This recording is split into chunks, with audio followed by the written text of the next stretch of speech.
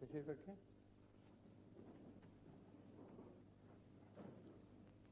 इमाम साहब आइए। इमाम साहब कहाँ हैं?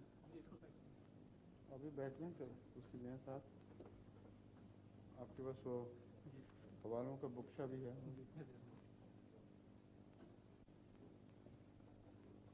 जी मेरा ख्याल है तारुफ तो सब हो चुके हैं और अब सवाल जवाब की मजलिस है। जो मेहमान भी चाहते हैं कुछ पूछना हो तशरीफ लाएं। आप कार्रवाई जारी करें। आसिफ अजीज न्यू हेम से तशरीफ लाएं और अपना सवाल पेश करें।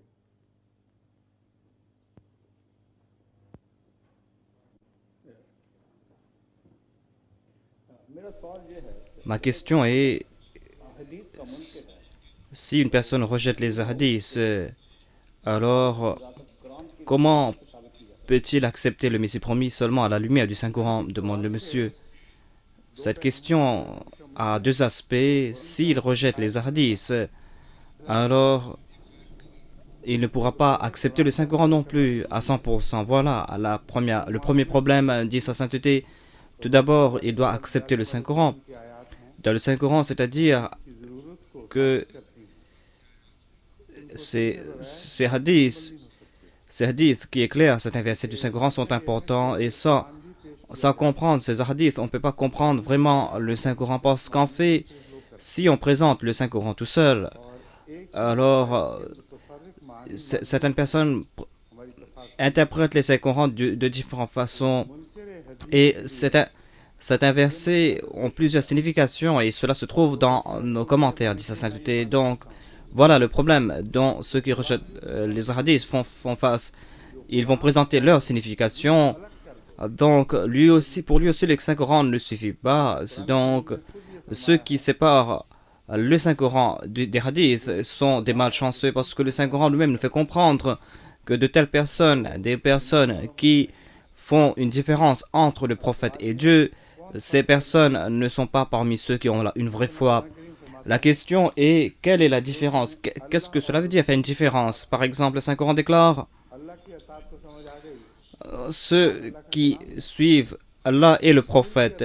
Tout le monde, Allah est le prophète, la parole de Dieu et le Saint-Coran. Donc, que veut dire suivre le prophète? Alors, si les hadiths n'existaient pas, si on n'avait pas de choix concernant la sunna, alors que veut dire obéir au prophète de Dieu? Pourquoi Dieu a ajouté cette parole en plus? C'est-à-dire, Allah aurait pu dire obéissez à Allah seul, c'est tout. Mais si on fait une différence, s'il y a des contradictions dans la Ummah, c'est-à-dire s'il y a des différences entre les groupes des gens, le Saint-Coran nous fait comprendre que وَإِذَا تَنَازَعْتُمْ فِي شَيْءٍ فَرُدُّوهُ إِلَى اللَّهِ وَالرَّسُولِ أَطِيعُوا اللَّهَ وَأَطِيعُوا الرَّسُولَ وَأُولِي الْأَمْرِ مِنكُمْ. Voilà le verset que je voulais citer, c'est-à-dire obéissez Allah et obéissez le prophète. فَإِذَا تَنَازَعْتُمْ فِي شَيْءٍ, si vous avez un différend entre vous, فَرُدُّوهُ إِلَى اللَّهِ وَالرَّسُولِ. Maintenant, c'est un commandement de Dieu qui est immuable. Cela ne voulait pas dire que ce verset va s'appliquer seulement à la vie du saint prophète Mohammed sallallahu alayhi wa sallam. Cela ne voulait pas dire que le Saint-Coran était limité à la période du Saint-Coran et que le Saint-Coran ne va pas présenter des solutions pour les problèmes futurs. Non. Donc, s'il y a des différends plus tard, on va se tourner vers le Saint-Coran, c'est vrai, mais comment se tourner vers le prophète? Le prophète n'est pas là. Donc, il faut commencer avec la base, dit sa sainteté. Sinon, on va présenter des preuves. Ceux qui suivent le Saint-Coran vont dire que moi, je ne vais pas suivre cela. Mais il y a les hadiths qui supportent cet verset et que si on présente des preuves à travers les hadiths, alors nos arguments seront convaincants. C'est pour cette raison qu'il faut comprendre, qu'il faut essayer d'expliquer cela à certaines personnes. Sinon, ce sera pas la peine de parler à de telles personnes. C'est mon expérience. C'est-à-dire, on peut présenter des centaines de preuves. Ils vont dire que nous avons une autre interprétation de ce verset et nous n'allons pas accepter personne d'autre. Donc, ces personnes transforment le Saint-Coran en contradiction. C'est pour cette raison qu'on a besoin d'une autorité spirituelle. C'est pour cette raison qu'on a besoin de cette autorité spirituelle. L'imam Mahdi a cette signification, c'est-à-dire quand le peuple va se diviser, ceux qui ne pourront pas comprendre les commandements de Dieu, ils auront besoin de quelqu'un pour juger entre eux. C'est pour cette raison que dans les hadiths, laissez ceux qui rejettent les hadiths. Je ne crois pas que vous rejetez les hadiths, demande sa sainteté. Dans les hadiths, à propos du Messie et du Mahdi, on a déclaré qu'il sera Hakaman Adalan, c'est-à-dire ce sera un juge qui va juger leurs différends. Il va décider qui, à la lumière du Saint-Coran, est sur le droit chemin et qui, à la lumière du Saint-Coran, est égaré. Donc, ils donnent le nom du Saint-Coran et ils disent que on est d'accord avec le Saint-Coran, il faut abandonner le Saint-Coran, alors il faut abandonner les hadiths, alors vous serez tous ensemble. Mais si vous abandonnez les hadiths, vous ne serez pas d'accord sur aucun verset du Saint-Coran. Donc il ne présente qu'un prétexte. Est-ce que les bénédictions du Saint-Prophète Mohammed sallallahu alayhi wa sallam sont limitées à cette époque seulement? Alors que dire que le Saint-Prophète est le prophète jusqu'au dernier jour? Les gens voulaient un livre, mais sans prophète, on ne peut pas comprendre ce livre. Sans un prophète, on ne pourra pas pratiquer le livre qui a été envoyé par Dieu. Que veut dire la prière? Que veut dire les 5 solas? Quelles sont les explications de la sola? Le Saint-Coran ne donne pas des détails concernant la prière, concernant le sola. Tout ce que le Saint-Prophète Mohammed sallallahu alayhi wa sallam a pratiqué devant nous, tout comme il avait compris le Saint-Coran, nous aussi, nous avons profité de sa sunna, et donc, celui qui ne veut pas profiter du Saint-Prophète Mohammed sallallahu alayhi wa sallam ne présente que des excuses, il ne fait que s'égarer lui seul.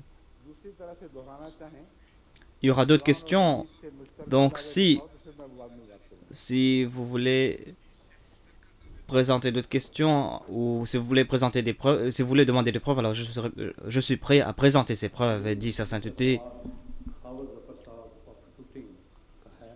Huzur, la deuxième question vient de monsieur de Tooting.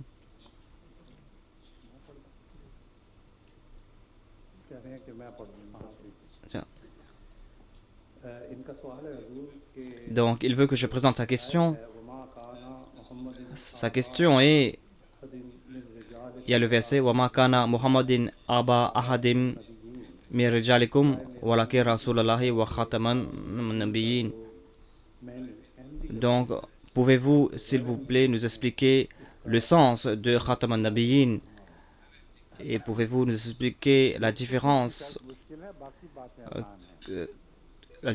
entre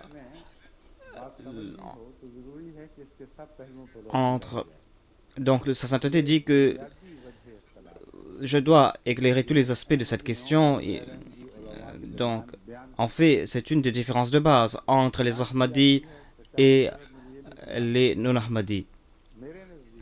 Il présente cela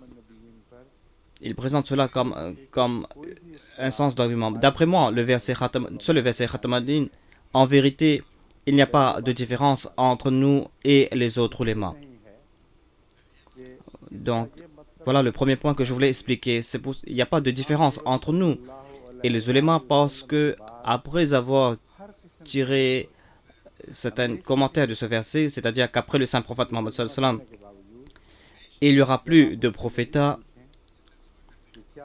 Après avoir traduit cela dans ce sens, quand vous allez leur demander est-ce que le Messie viendra ou pas, Ils vont répondre, certainement il viendra. अल्लाह होगा या उसकी नबूवत Et si nous rejetons, alors vous serez un kafir, un croyant, un incroyant. Est-ce que ce sera un nabiullah, un prophète de Dieu, ou bien est-ce que son prophète va rester sur le ciel? Et ils vont répondre, sans tous les Molvis, les chiites et les sunnites vont dire que certainement il sera un nabiullah, un prophète de Dieu. Celui qui va rejeter cette personne en tant que prophète, il sera en dehors de l'islam. Maintenant, nous aussi, nous acceptons le Messie comme le nabiullah, comme le prophète de Dieu. Nous acceptons le Mizarullah Mahmad comme le Messie promis. Alors ils vont dire acceptez-le comme Messie, pourquoi l'accepter comme prophète? Alors que eux-mêmes ils disent que celui qui va venir sera un nabiullah, un prophète de Dieu.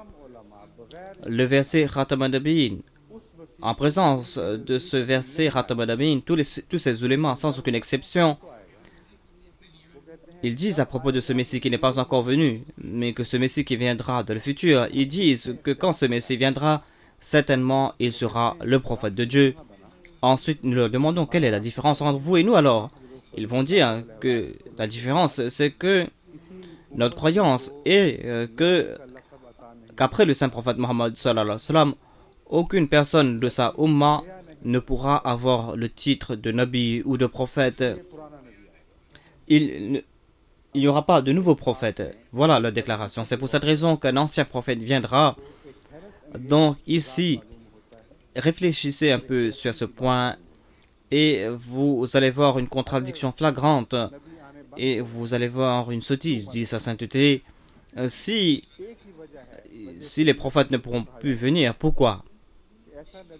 Il y a une seule raison, si on peut présenter une raison, dit sa sainteté, c'est-à-dire un prophète va venir et après lui, on n'aura plus besoin de prophète. S'ils acceptent ce point, alors il y aura une différence entre nous et eux, mais eux aussi, ils disent qu'on a besoin de quelqu'un et nous aussi nous disons qu'on a besoin de quelqu'un.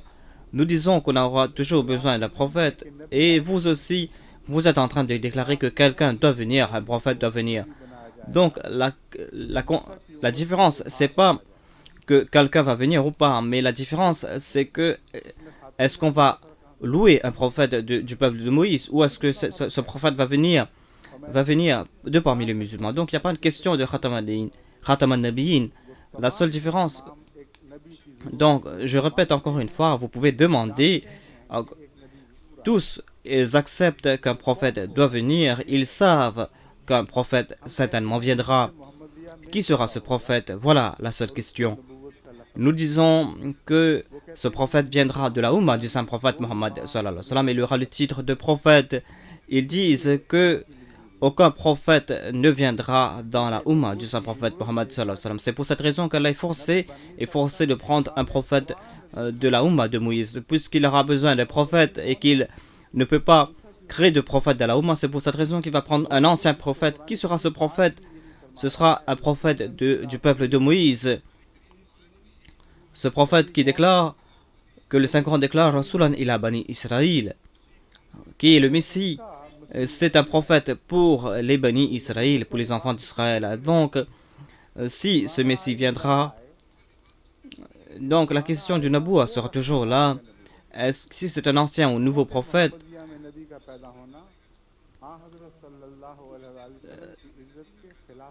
donc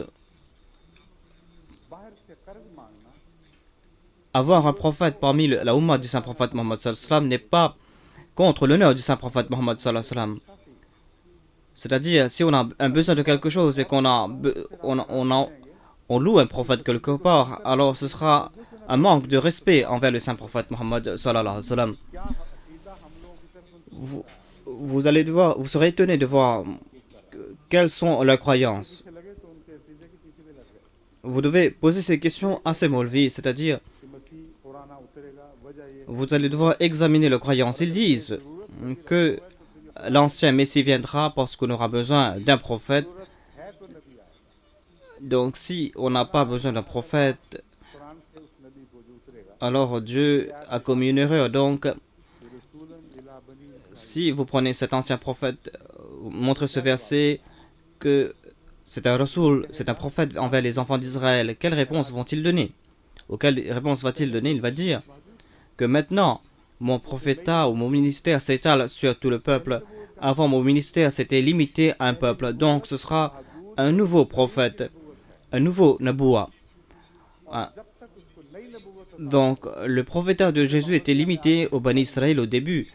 Et tant qu'il n'avait pas reçu ce nouveau Naboua, il ne pourra pas venir de la Ummah du saint prophète Mohammed sallallahu alayhi wa sallam. Entre le saint prophète et les autres prophètes, quand nous montrons la différence, il y a une différence fondamentale entre lui et les autres prophètes du passé, c'est que le saint prophète Mohammed sallallahu alayhi wa sallam est le seul prophète qui est venu pour toute l'humanité en entière. Avant, aucun prophète de le passé n'était venu pour l'humanité tout entière. C'est une vérité indéniable et aucun Maulvi ne peut rejeter ce point. Ils vont dire que c'est la vérité. Est-ce que Isa alayhi salam était parmi eux ou pas? Est-ce qu'il était parmi ces prophètes nationaux, oui ou pas? Donc, alors, quand cette révolution s'est-il passée que ce prophète qui était limité pour les enfants d'Israël ait participé dans le prophétat du saint prophète Mohammed sallallahu alayhi wa sallam? Un fils peut être qualifié d'héritier des faveurs de son père, il ne peut pas être qualifié de partenaire. Donc, quand nous disons sharik, cela veut dire qu'il est partenaire dans le prophétat du saint prophète sallallahu alayhi wa sallam, et celui qui a de telles croyances est un mushrik, est un polythéiste, dit sa sainteté. Est-ce que Isa, le prophète de Dieu, est-ce qu'il avait reçu le Saint-Coran de la part de Dieu, ce Saint-Coran que le saint prophète avait reçu? Non, il n'a pas reçu le Saint-Coran, dit sa sainteté. Quand il avait reçu un autre enseignement, et que le Saint-Coran dit qu'il a reçu les enseignements des évangiles, et les évangiles, il devait suivre les commandements des évangiles, et qu'on trouve ce verset qu'il a déclaré que je ne vais pas changer un seul iota dans la Bible, je ne vais rien retirer ou ajouter dans la Bible. Voilà la déclaration de Jésus-Christ. Donc, comment peut-on déclarer qu'il aura un nouveau prophétat? Comment est-ce qu'on peut déclarer qu'il recevra le Saint-Coran? Donc,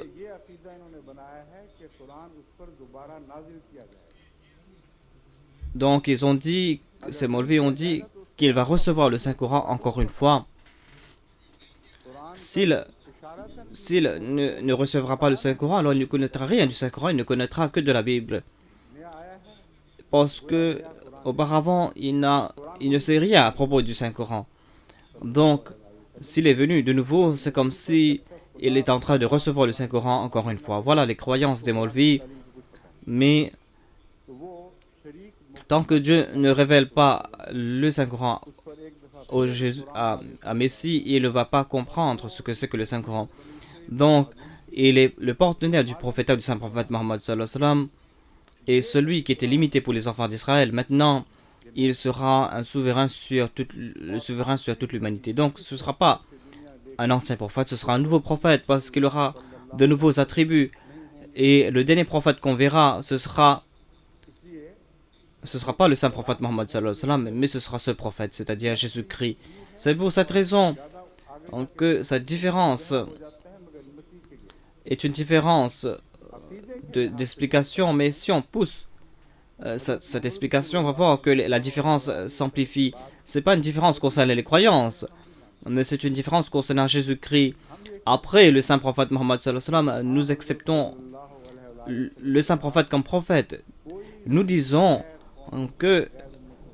qu'après le saint prophète Mohammed sallallahu alayhi wa sallam, aucun prophète d'antan ne pourra venir pour guider les musulmans. C'est la Ummah du saint prophète Mohammed sallallahu alayhi wa sallam. Tout réformateur qui viendra des rangs de la Ummah du saint prophète Mohammed sallallahu alayhi wa sallam, tous ceux qui recevront les grâces divines le recevront à travers le saint prophète et à travers l'enseignement du Saint-Coran. Donc, en tant que tel, quand ils vont suivre le saint prophète Mohammed sallallahu alayhi wa sallam, ils vont devoir faire toutes les tâches que le saint prophète Mohammed sallallahu alayhi wa sallam, c'est-à-dire afin de répandre la religion du saint prophète Mohammed sallallahu alayhi wa sallam sur le monde entier. Voilà notre croyance à nous en tant qu'Ahmadi. Maintenant, je me tourne vers ce verset Khatam an-Nabiyyin. Avant, j'ai voulu expliquer les croyances. Le verset Khatam an-Nabiyyin est traduit par ces Maulvis que ce prophète est venu नबियों का बीज खत्म कर दिया, तुख्म नबूवत खत्म et, ils disent que ce prophète est venu terminer la graine même du Naboua, du prophétat. Et cela veut dire que qu'avant le saint prophète Mohammed sallallahu alayhi wa sallam, tous les prophètes qui sont venus, il a terminé leur venue. तौर पर या रूहानी तौर पर। Comment est-ce qu'il a terminé cela? Est-ce qu'il a terminé cela physiquement ou spirituellement? Il n'y a que deux significations qu'on peut présenter. Terminer physiquement veut dire, de toute façon, tous les prophètes du passé sont déjà décédés. हम कहते हैं Il y avait seulement le cas de Jésus-Christ, d'après eux, pas d'après nous. Nous disons que physiquement, tous les prophètes sont déjà décédés, c'est-à-dire il n'y a pas un seul prophète पैदाइश से पहले फौत हो चुका qui peut traverser le saint prophète Mohammed sallallahu alayhi wa sallam. Tous ces prophètes sont déjà décédés, ils sont déjà décédés avant le prophétat du saint prophète Mohammed sallallahu alayhi wa sallam. Les Maulvis nous accusent et disent que non, il y a un seul prophète qui était vivant, c'est un prophète qui était vivant et qui est toujours vivant jusqu'à présent. Donc, qui a terminé qui alors? 570 साल Ce prophète के मुताबिक पैदा हुआ और 570 qui était venu avant le saint prophèt Mohammed sallallahu alayhi wa sallam, 500 ans auparavant lui, और उसके सामने एक बच्चा पैदा होता है, donc il est monté au ciel et अपनी नबूवत devant ses yeux, il a vu la personne du saint prophète Mohammed sallallahu alayhi wa sallam. किसको खत्म हो Le saint il a vu le saint prophète sallallahu alayhi wa sallam terminer son ministère. Donc, qui a vu qui terminer son prophétat? D'après eux, Na'uzubillah min zalik, Jésus-Christ a vu le saint prophète Mohammed sallallahu alayhi wa sallam mourir devant ses yeux फरमाते हैं मैं पहला भी हूँ और आखिरी भी। et ils ont rejeté donc ces croyances du saint prophète Mohammed sallallahu alayhi wa sallam. Donc, cela veut dire qu'il sera le premier et le dernier prophète. Si vous acceptez cela physiquement, alors avant il y avait le Messie, parce qu'il naquit avant le saint prophète, paix soit lui. Et si vous acceptez lui, vous l'acceptez en tant que dernier prophète, ce sera toujours lui. Donc, il ne restera rien du Khatm an-Nubuwwah du saint prophète Mohammed sallallahu alayhi wa sallam. Le prochain pas concernant les bénédictions. कुल अंबिया अपने फैज का दौर खत्म करके अपनी Toutes les bénédictions des prophètes sont terminées dans le passé. Tous les prophètes d'avant le saint prophète Mohammed sallallahu alayhi wa sallam sont déjà décédés, leurs bénédictions sont arrivées à la fin, mais il n'y avait que le Messie qui était là, et ils disent que non seulement que les bénédictions de ce prophète sont toujours là, mais उसको हासिल नहीं था le Messie a reçu des bénédictions qu'il n'avait pas reçues dans le passé, c'est-à-dire il a reçu beaucoup plus de bénédictions, et après le décès du saint prophète Mohammed sallallahu alayhi wa sallam, pour faire revivre sa Ummah, c'est-à-dire l'Ummah du saint prophète Mohammed sallallahu alayhi wa sallam, ce sera Jésus-Christ qui va l'aider, comme si la Ummah du saint prophète Mohammed sallallahu alayhi wa sallam était en train de mourir. Alors c'est un prophète de la Ummah de Moïse qui est venu l'aider, qui est venu supporter sa Ummah. और दावा ये है कि हम खत्म Donc on n'a pas pu terminer ou faire mourir Jésus-Christ physiquement ou à travers ce bénédiction, et ils disent que nous acceptons le Khatm an-Nubuwwah du saint prophète Mohammed sallallahu alayhi wa sallam. साबित करूंगा कि तुम्हारे J'ai déjà expliqué cela à plusieurs reprises, que तुम माना je vais vous, में भी हम कायल हैं तुम कायल नहीं। je voulais vous faire comprendre que खत्म का माना खत्म करना nous acceptons vos croyances et les croyances que vous présentez. चाहिए, ना वो जिस्म को खत्म मानते हैं Et ils disent que Khatam veut dire terminer, et moi j'ai pu prouver qu'ils n'ont pas pu terminer Jésus-Christ physiquement ou spirituellement. La Jamaat Ahmadiyya accepte le saint prophète Mohammed sallallahu alayhi wa sallam comme Khatam dans les deux sens, dit sa sainteté, et dans le Saint-Coran il n'a pas écrit Khatamun Nabuwwat, il a écrit Khatamun Nabiyyin, An-Nabiyyin, c'est-à-dire des prophètes. ने खत्म फरमा दिया। Donc, le saint prophète Mohammed sallallahu alayhi wa sallam a terminé tous ses prophètes. Et nous disons que Jésus-Christ est déjà décédé avant même la venue du saint prophète Mohammed sallallahu alayhi wa sallam. C'est pour cette raison qu'aucun prophète ne viendra physiquement. Ces bénédictions spirituelles sont limitées et Jésus-Christ n'a pas eu la possibilité non plus d'avoir plus de 30 suivants quand il les a laissés en Palestine. Et spirituellement, il avait fait beaucoup de sacrifices. Après son décès, après une longue période, petit à petit, Dieu lui aura donné une suprématie. Mais durant sa vie même, Jésus-Christ n'a pas eu cette possibilité, n'a pas eu cette suprématie. Le saint prophète Mohammed sallallahu alayhi wa sallam, lui par contre, durant sa vie même, il a eu cette bénédiction. Il n'a pas fermé les yeux tant qu'il n'y avait pas eu cette révolution dans l'Arabie. C'était une révolution extraordinaire. C'est une révolution qui a affecté l'Empire perse et l'Empire romain, dit sa sainteté.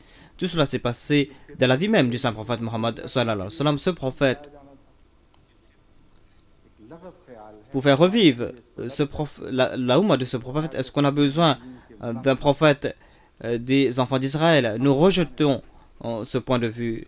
Nous qualifions cela d'hypocrisie. Que disons-nous donc, dit sa sainteté, à propos de ce verset? Tout d'abord, nous acceptons cette signification présentée par les Arabes. Les Arabes, cette signification qui est toujours en vigueur.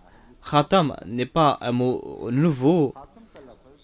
En fait, cela est utilisé dans une dicton arabe. Khatam veut dire le meilleur ou le plus parfait. C'est-à-dire, c'est le dernier en statut et en rang. Par exemple, à propos de Bou Ali Sina, qui était un grand chirurgien qui est qualifié de père de tous les médecins, on a qualifié Bou Ali Sina de Khatamul Atibba. Il y a le poète Mutanabbi, qui était un arabe. Il est venu après le saint prophète Mohammed sallallahu alayhi wa sallam. Les Arabes connaissaient la signification de Khatam. Après cela, ils ont qualifié cette personne de Khatam al-Shuhara, al-Mutanabbi, c'est-à-dire c'est le Khatam de tous les poètes. À notre époque, dans notre pays, à Delhi, il y avait un grand hakim, un grand médecin, et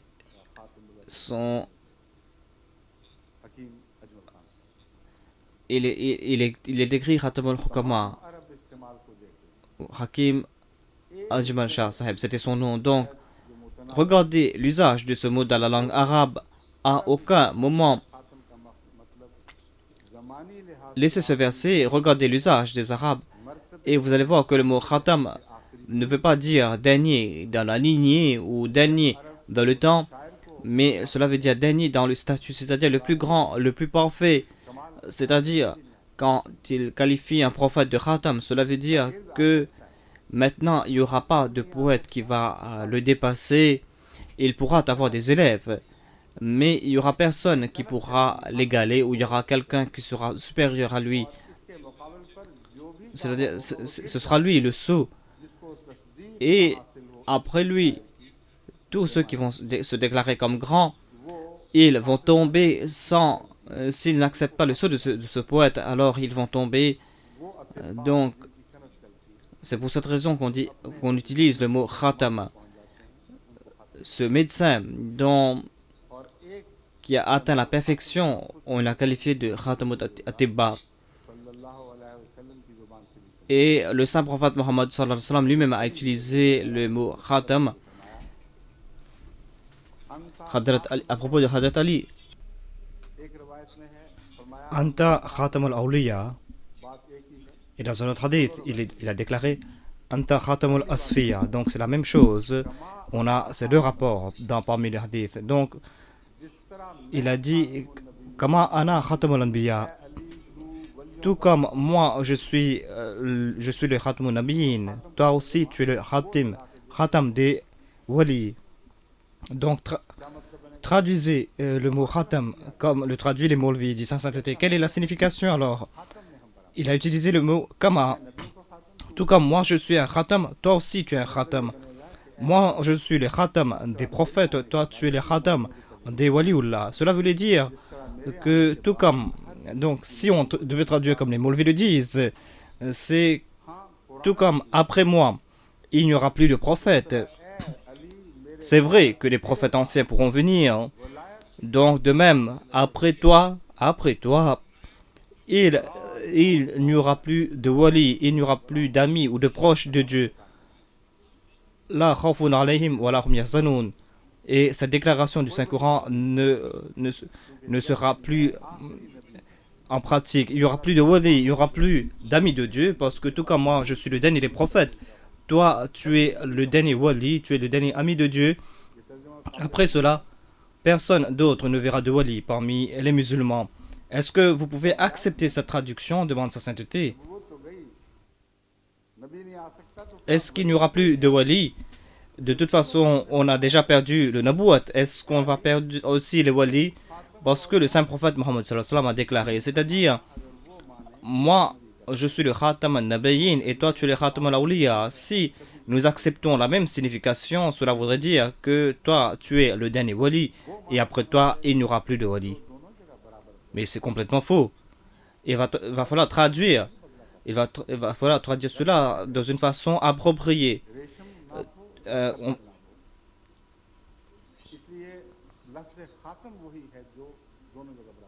Donc, c'est pour cette raison que le mot khatam, c'est un mot qui va devoir s'appliquer dans les deux situations. Et d'après la Jamaat Ahmadiyya, à la signification de khatam, qui est connue, doit entrer en action une signification, c'est le supérieur. C'est-à-dire celui qui a atteint l'apogée même dans un certain domaine. Donc cela voudrait dire, tout comme moi, je suis le plus parfait parmi les prophètes, c'est-à-dire aucun prophète ne pourra être véridique après moi sans qu'il n'ait passé par moi. De même, ce wali qui ne te ressemble, qui va pas se ressembler à toi, alors ce sera pas un vrai wali, ce sera pas un vrai ami de Dieu. Donc, en comprenant ce point de vue, ceux qui vous devez comprendre cela, parce que ceux qui prennent le nom de Ali à Multan, par exemple, ils sont en train de prouver qu'ils ne sont pas de wali, parce que leurs pratiques sont contre les pratiques des wali, parce que le saint prophète a qualifié Hadrat Ali de Khatamul Awliya. Donc, si vous vous attachez à la sagesse, alors vous allez en profiter, mais si vous suivez des superstitions, alors vous allez tout perdre. Donc nous allons procéder davantage. Quelles sont les autres significations du mot khatam? Khatam veut aussi dire un sceau, c'est-à-dire un anneau que vous portez sur lequel il y a un sceau. Ici, c'est une grande déclaration. Aucun autre prophète dans le passé n'a eu ce titre de Khatam al-Nabiyyin.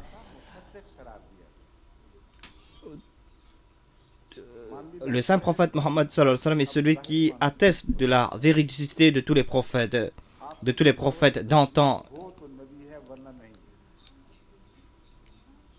Si on a le sceau du saint prophète Mohammed sallallahu alayhi wa sallam, c'est là que ce prophète sera qualifié de vrai prophète. J'ai déjà lancé ce défi à plusieurs reprises, mais personne n'a présenté défi. C'est-à-dire, je les ai dit de montrer un seul prophète qui a dit qu'il était un prophète pour toute l'humanité en entière. À part le saint prophète Mohammed sallallahu alayhi wa sallam, aucun autre prophète n'a fait une telle déclaration. Le saint prophète est le seul prophète Mohammed sallallahu alayhi wa sallam qui a dit qu'il ne me suffit pas de m'accepter moi. Moi aussi, j'atteste la véracité de tous les prophètes. C'est-à-dire, Dieu a toujours envoyé des prophètes de le passé. C'est-à-dire, vous devez accepter que partout, Dieu envoie des prophètes. Si vous acceptez cette déclaration, c'est là que vous allez accepter moi aussi en tant que prophète. من قبله والمؤمنون كل آمن بالله وملائكته وكتبه ورسله لا نفرق بين أحد من رسله. C'est-à-dire, le saint prophète Mohammed sallallahu alayhi wa sallam est un prophète qui a cru dans les prophètes d'antan, dans les livres et dans les anges. Il a cru dans tous les prophètes et ses suivants aussi doivent croire dans Dieu, dans les anges, dans les livres et dans tous ces prophètes. Et il déclare, là nous c'est-à-dire, nous ne faisons pas de discrimination parmi ces prophètes. Nous acceptons tous les prophètes qui ont été envoyés par Dieu dans le passé. Voilà ce que veut dire Khatam an-Nabiyyin. S'il y a une autre signification, alors présentez votre signification, demande sa sainteté. Il faut montrer une signification qui va montrer la supériorité de l'islam face aux autres religions. Sinon, après cette déclaration qu'il n'y aura pas d'autres prophètes, quelle preuve? Qui a pu voir le futur? Personne ne pourra l'accepter, personne ne va vous accepter de toute façon. Donc, vous allez le dire d'accepter l'islam d'abord. Ici, il n'y a pas de preuve de votre déclaration, mais la preuve que je suis en train de vous présenter, vous, à travers cette signification, vous allez comprendre la supériorité du Saint-Coran face aux autres livres. Et le Saint-Prophète est le prophète supérieur parce qu'il a témoigné de la véracité de tous les prophètes. Et c'est en acceptant le Saint-Prophète Mohammed sallallahu alayhi wa sallam de Khatam an-Nabiyyin de ce sens, c'est là que vous allez pouvoir le qualifier de prophète pour toute l'humanité. Par exemple, prenez Jésus par exemple. Si les chrétiens présentent Jésus comme ils le font toujours, si vous voyez ce Jésus mentionné dans la Bible, ce Jésus est un prophète qui n'a pas mentionné d'autres peuples. Il dit qu'il est venu pour son peuple seulement. C'est en qualifiant les autres prophètes de menteurs que vous allez pouvoir accepter Isa alayhi salam. Si vous acceptez Isa alayhi salam, vous allez devoir... Vous n'allez pas croire dans les autres prophètes. Et c'est la même situation pour tous les autres prophètes. Ce prophète, c'est-à-dire les prophètes et ensuite son peuple a accepté. Aujourd'hui, ce prophète n'aura pas la possibilité de qualifier qu'il est un prophète universel. Si Jésus, par exemple, déclare qu'il est un prophète universel, est-ce que vous savez ce que les musulmans vont devoir faire? Les musulmans vont devoir abandonner le saint prophète Mohammed sallallahu alayhi wa sallam pour accepter Jésus-Christ. Si un hindou accepte cela, il va devoir abandonner Krishna pour accepter Jésus-Christ. Si un bouddhiste veut accepter Jésus-Christ, il va devoir abandonner Bouddha pour adopter Jésus-Christ. Mais si un musulman accepte le saint prophète sallallahu alayhi wa sallam, il ne va pas abandonner Jésus-Christ. Au contraire, il va croire dans Jésus-Christ. Il va devoir croire dans Krishna et dans Bouddha. Et il va devoir croire dans Zoroastre parce que le saint prophète est universel et sa religion est universelle. Et le saint prophète est le prophète qui a témoigné de la véracité de tous ces prophètes. Donc, ce verset Khatam an-Nabiyyin est un verset extraordinaire. Il y a plusieurs significations qui sont sous-jacentes dans ce verset. Si vous étudiez ce verset en profondeur, vous allez voir qu'aucun autre prophète n'a eu ce statut. Lui-même, il a expliqué ce verset. Ensuite, Khatam an-Nabiyyin, à quelle opportunité, quand est-ce que le saint prophète a prononcé ce verset? Ce verset est Ma kana Muhammadun aba ahadim min rijalikum walakin rasulallahi wa khatam an-nabiyyin. Quelle est la signification? Muhammad sallallahu alayhi wa sallam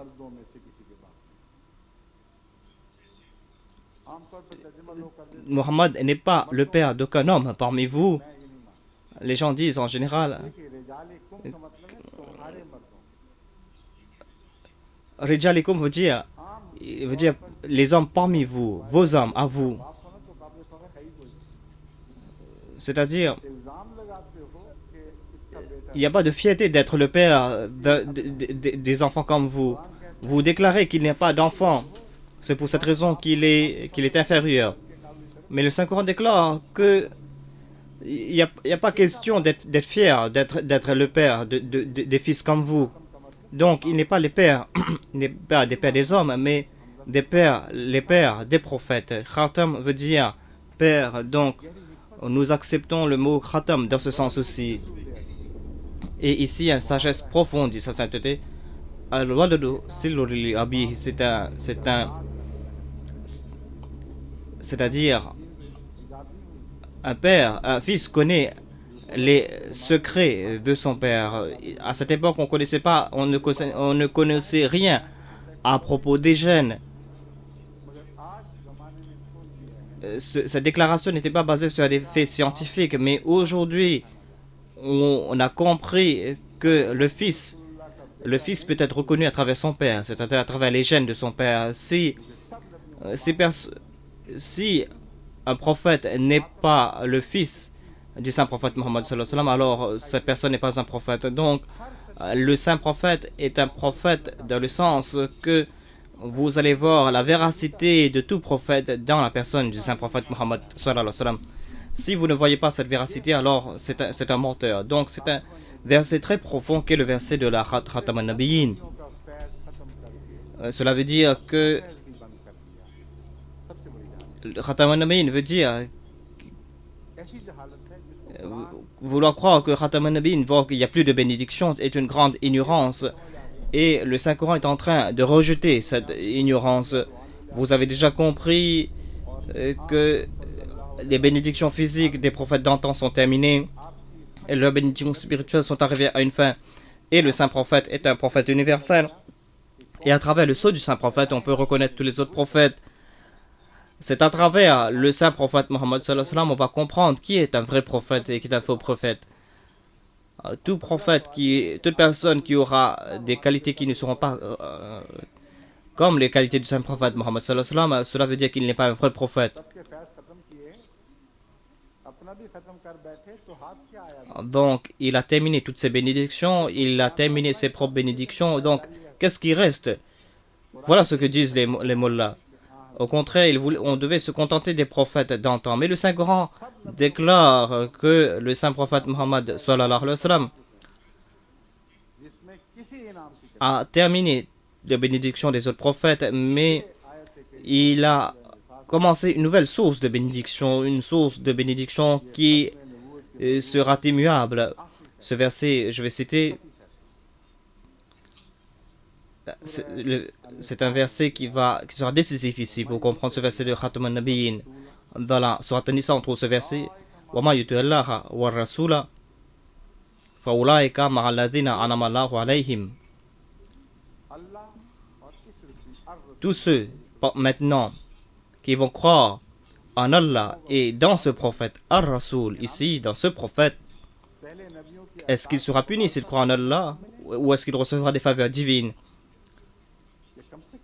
Est-ce qu'il recevra plus de bénédictions ou moins de bénédictions que les suivants des autres prophètes?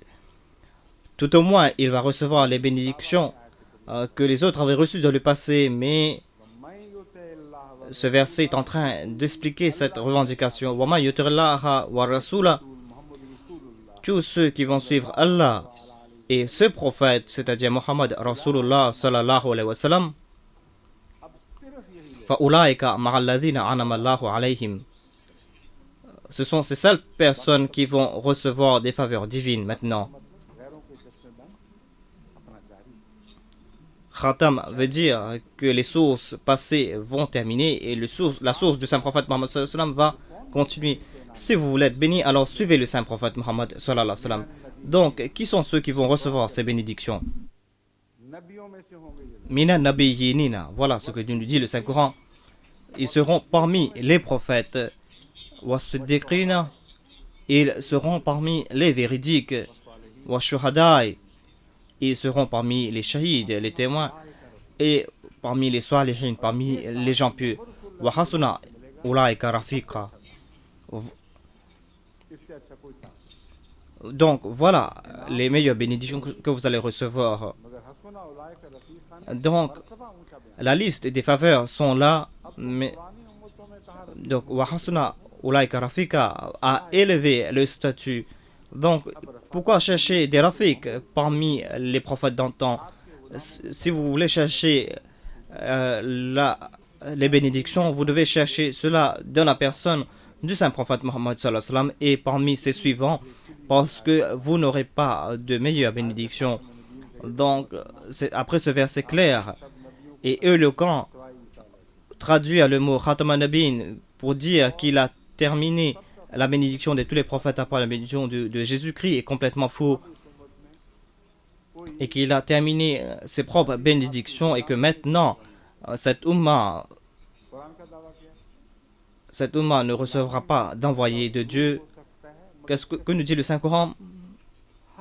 Certainement, en suivant le Saint-Prophète, vous pouvez devenir prophète, mais vous allez avoir tous les stages du Saint-Prophète Mohammed sallallahu alayhi wa sallam. C'est en suivant le Saint-Prophète Mohammed sallallahu alayhi wa sallam que vous serez béni. Non. Donc, si vous voulez traduire comme ils disent, cela veut dire qu'il n'y aura plus de bénédiction en tant que prophète. Vous n'aurez plus de bénédiction comme envoyé de Dieu, comme Siddiq, comme Shahid, comme Saleh.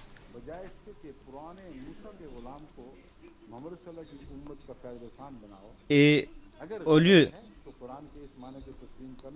de prendre un prophète d'antan, si vous avez un sens de l'honneur, alors acceptez ce verset du Saint-Coran. C'est-à-dire, quand vous aurez besoin de quelqu'un, vous l'aurez de parmi les suivants du Saint-Prophète Muhammad sallallahu alayhi wa sallam.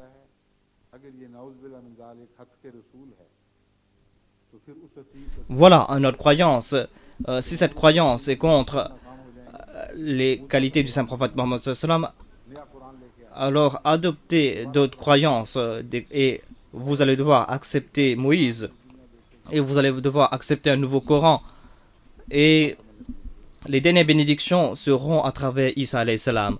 Ce sera lui le Khatam an-Nabiyyin alors pour vous et pas le Saint-Prophète Muhammad sallallahu alayhi wa sallam.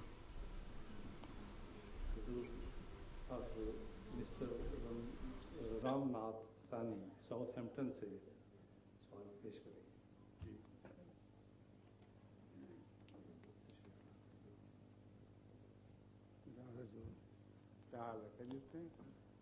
छोटा सा सवाल है मेरा, छोटी सी, लेकिन वो तिब्बी मामले में Bonjour. Il y a M. Ramnath de Southampton qui va présenter sa question. तालीम देता है, फिर क्या वजह है कि आप अपने इलाके घर से रहते हैं? क्या इसका कोई हल मिल सकता है? Assalamu alaikum. इससे पता चलता है Comment ça va? करने वाले मजहबी नहीं है. J'ai une toute petite question. सीधा साफ जवाब, खुदा के नाम पर बंदों को जुल्म की तालीम Les religions ऐसी है जैसे prêchent la bonté. Alors pourquoi est-ce qu'il y a toujours des différences entre les suivants des autres religions? On comprend à travers cela que ceux qui suivent ces religions ne sont pas des gens pieux. Voilà la seule réponse. Au nom de Dieu, se battre. Au nom de Dieu, d'oppresser les gens. C'est comme si vous êtes en train de répandre l'obscurité au nom de la lumière. Donc c'est pour cette raison que Dieu n'est pas faux. Faux sont ceux qui disent que nous sommes ou nous venons de la part de ce Seigneur. Si quelqu'un dit que je viens d'un magasin de parfums et qu'il y a une puanteur avec cette personne, est-ce que vous allez dire que le parfum est puant? Cette personne vient des toilettes, donc en fait ce sont eux les menteurs.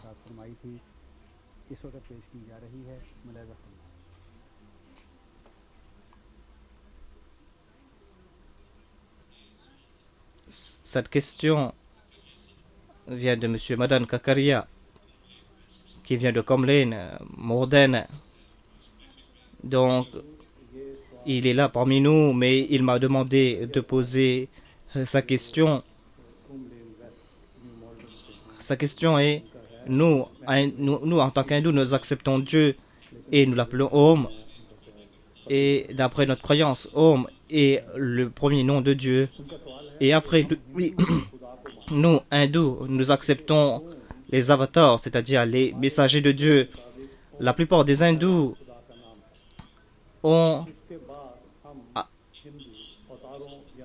adorent Om à travers ces avatars, et certains d'autres adorent même ces avatars.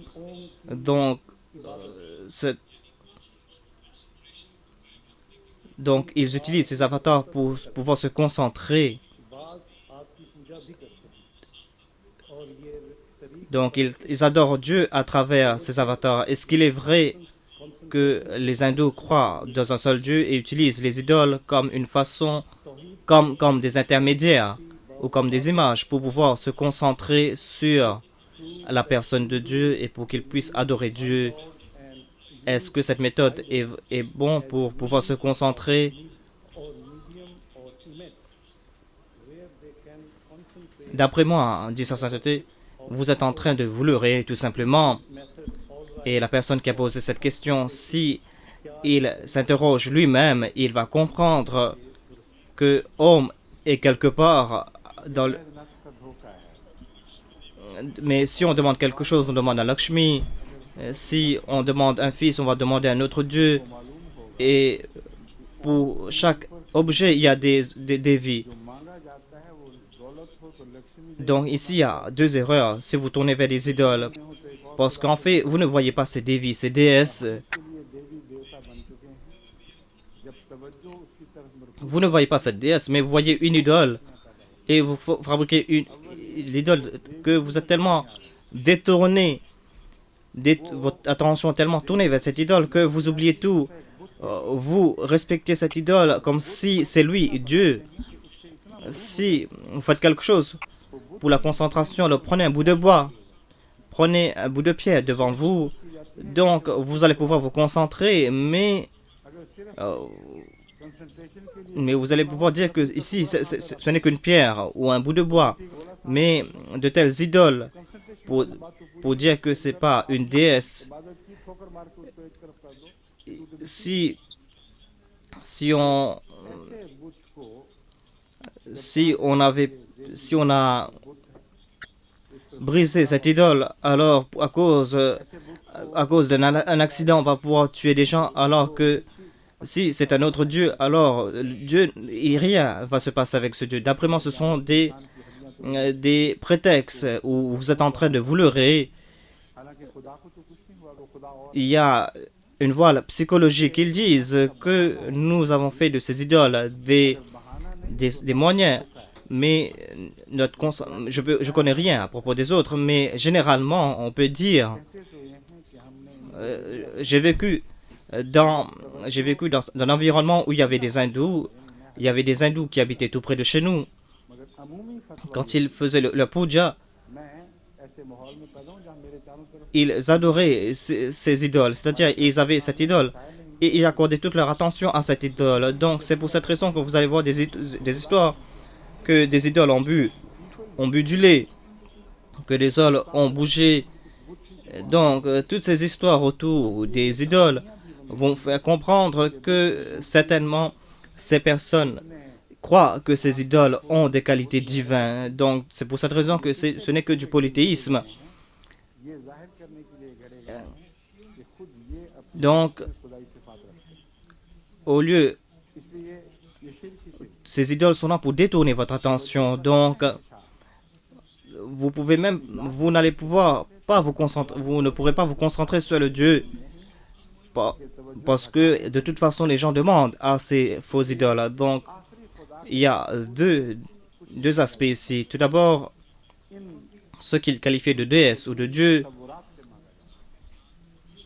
अब ये बात ils disent que ces déesses sont immuables et sont toujours là et existent avec Dieu. J'ai lu les Veds et j'ai lu le Bhagavad Gita. C'est un livre extraordinaire. J'ai lu ce livre en profondeur. Je peux vous faire comprendre que la vraie croyance est que tout comme Dieu existe éternellement, c'est-à-dire Om existe éternellement, de même, il donne un autre nom, ils appellent cela le Paramatma, mais जिस तरह खुदा हमेशा से ils le qualifient de Brahman aussi. उसी तरह Et il y a d'autres dieux qui sont des associés, et tous ces dieux associés sont éternels eux aussi.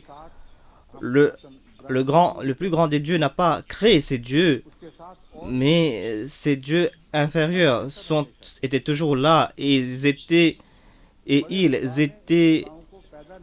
là, mais c'était des spécialistes. Certains contrôlent le vent, certains contrôlent l'eau, certains contrôlent le feu. certains contrôlent la lumière ou les arbres. Donc, quand ils existent depuis tout le temps, ce sont des partenaires.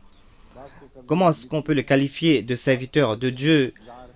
Et un autre défaut, et c'est pour cette raison qu'on qualifie l'hindouisme de polythéisme, c'est pas parce qu'on veut les blesser, mais on comprend eux-mêmes, ils sont en train de dire des choses qui sont à la racine même de l'hindouisme. Ils disent que Dieu n'a pas créé les âmes non plus. Dieu n'a pas créé la matière non plus. Dieu n'a pas la capacité de créer quoi que ce soit. Au contraire, il est là en tant que souverain sur la matière. Il est là, il peut lier la matière et les âmes. Donc, ces dieux qui sont ses subordonnés, il n'a pas créé ces dieux et il ne peut pas non plus les lier ensemble. C'est vrai qu'il y a des avatars sur la terre, c'est-à-dire des prophètes qui sont là en tant que Dieu personnifié.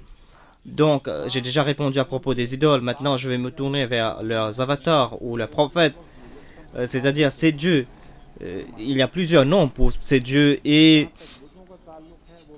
il ne qualifie pas ces faux dieux d'avatars. C'est-à-dire, il y a un avatar pour un dieu et un autre avatar pour un autre dieu. Et ensuite, il y a des batailles entre ces avatars. Il y a des guerres entre ces dieux. Et si un dieu a un favori, et si quelqu'un se bat contre son favori, ce dieu va se battre contre l'autre dieu qui a envoyé son avatar. Et ensuite, il y a tout un problème. Le Mahabharata, lisez le Mahabharata. Il y a toutes ces choses, mais je voulais dire que abandonner, quitter le Mahabharata. Quand j'ai parlé avec des hindous, depuis une longue période, je suis en train de discuter avec eux. La seule croyance qu'ils présentent est la croyance que je vous ai présentée, c'est-à-dire aucun dieu n'a créé d'autres dieux. Il y a un seul Dieu et il a des partenaires. Et ensuite, après ces partenaires, il y a ceux qui représentent. Il y a le Dieu du soleil, par exemple. Lui aussi, il est un parmi ces 4 dieux. Le soleil est le représentant de ce Dieu. En lui-même, c'est un Dieu. Il ne représente pas le Dieu principal. C'est pour cette raison qu'avec excuse, je demande à la personne qui a posé cette question d'examiner les choses à la lumière de ce que j'ai dit et il va comprendre tout ce que je viens de déclarer.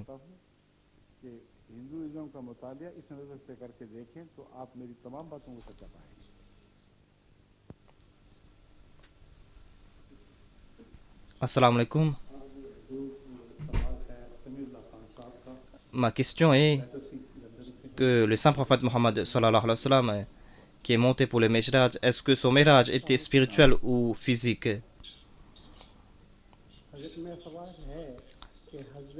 Avant, je voulais poser une question en disant sainteté. Est-ce que Dieu est physique ou est-ce que Dieu est spirituel? D'après vous?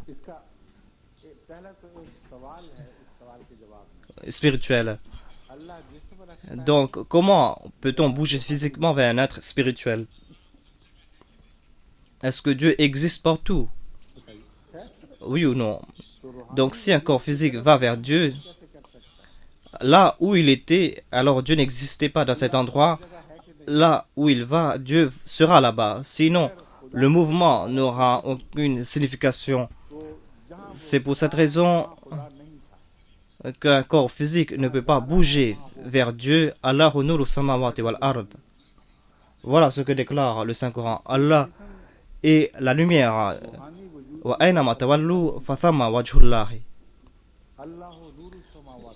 Dieu n'existe pas quelque part ailleurs. Là où vous vous tournez, vous allez voir la présence de Dieu. Vous allez voir le visage de Dieu se trouve à l'est et à l'ouest, ou en haut et en bas. Donc ce Dieu qui a tout entouré, Comment peut-on bouger vers ce Dieu avec un corps physique? Ensuite, est-ce que les yeux physiques peuvent voir Dieu? उसकी तरफ जिस्म कैसे हरकत करेगा? Réfléchissez un peu, les ulémas जिस्म की qui खुदा को देख inventent des histoires, ces ulémas ont plongé la Ummah du Saint-Prophète Mohammed dans l'obscurité. Encore le livre le plus éclairant est le Saint-Coran. À la lumière du Saint-Coran, ils sont en train de vous jeter dans l'obscurité. Pourquoi est-ce que vous ne leur posez pas ces questions? Pourquoi est-ce que vous ne leur demandez pas de réfléchir? La lumière, c'est quand la lumière reflète sur un objet que vous pouvez voir cet objet. Si la lumière ne retourne pas, alors la lumière va traverser cet objet translucide et vous ne verrez pas cet objet transparent. Donc, voyez que moi, je suis là et présent, mais je ne suis pas transparent que la lumière puisse me traverser. C'est pour cette raison que vous pouvez me voir.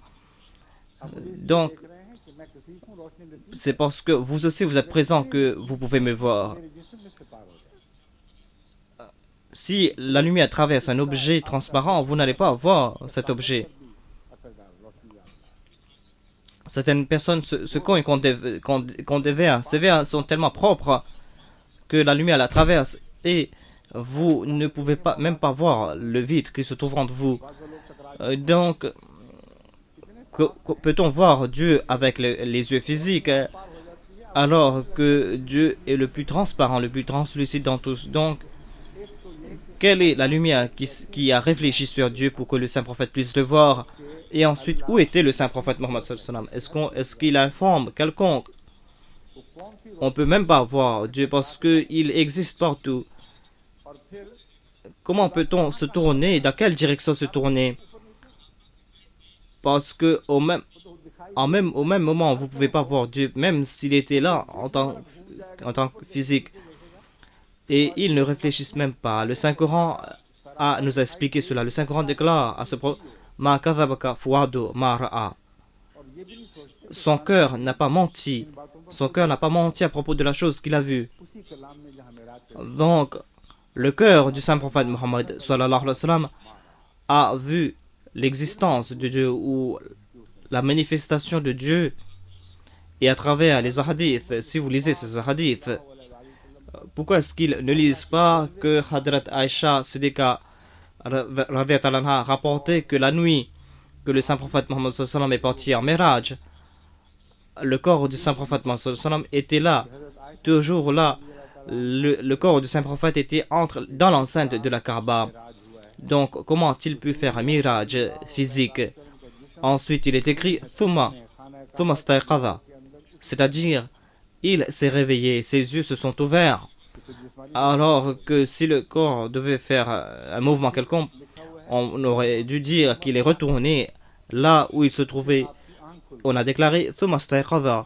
Ensuite, il s'est réveillé. Donc, la Jamaat Ahmadiyya comprend ces choses et la Jamaat Ahmadiyya présente des preuves à la lumière du Saint-Coran et des hadiths. Et on déclare que le Miraj était une vision extraordinaire, une telle vision que qui nous éclaire concernant les qualités extrêmes du Saint-Prophète Mohammed sallallahu alayhi wa sallam. Et cette vision a un grand lien avec la signification du Khatam al-Nabiyyin. Le mot Khatam veut aussi dire le statut le plus extrême. Après ce degré, après ce statut commence l'état divin. Et aucun autre prophète n'a atteint ce statut. Et parmi les prophètes, on trouve aussi les anges, parce que le Saint-Coran même déclare que quand j'envoie des prophètes parmi les hommes et parmi les anges. Vous devez comprendre le sujet du Mi'raj et vous allez comprendre que c'est le sujet du Mi'raj qui nous a fait comprendre le khatami du Saint-Prophète Mohammed sallallahu alayhi wa sallam. Le Saint-Prophète, apparemment, le Saint-Prophète est parti dans les airs, dans le ciel. Il est arrivé à chaque ciel, il a vu tel prophète ou tel prophète dans un autre endroit, il a vu les prophètes. Donc, dans les 7 cieux, il avait vu tous les prophètes. Ensuite, Gabriel lui a laissé un endroit spécifique. Il a dit que maintenant, je ne peux pas aller plus, je ne peux pas m'avancer parce que ta proximité avec Dieu, moi, je n'ai pas les capacités de supporter les qualités que tu as. C'est toi qui possèdes toutes les qualités. Maintenant, aucune créature ne peut aller de l'avant parce que maintenant commencent les attributs de Dieu, les attributs que personne d'autre possède à part Dieu.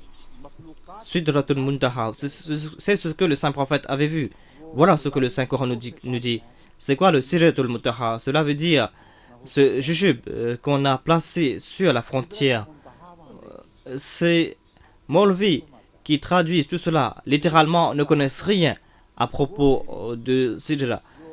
Ils ne connaissent rien. Et ils vous ont complètement égaré, dit sa sainteté.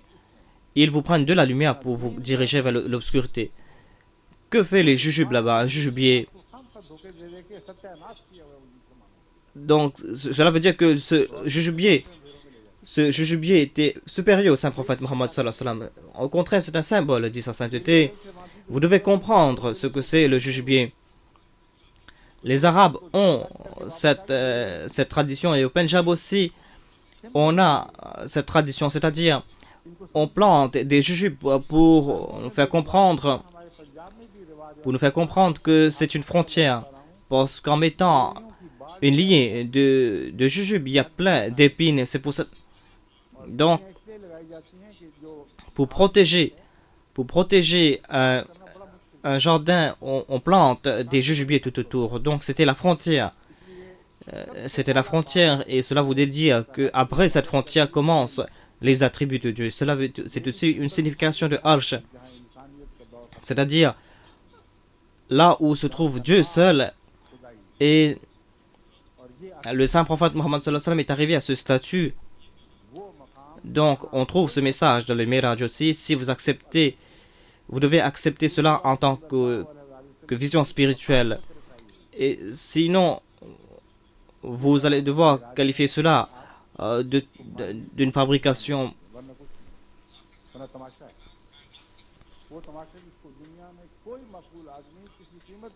Si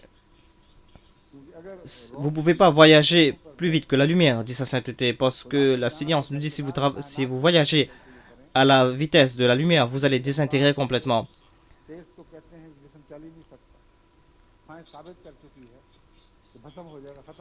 Même si vous voyagez pendant 20 milliards d'années, vous n'allez pas arriver à la frontière de cet univers.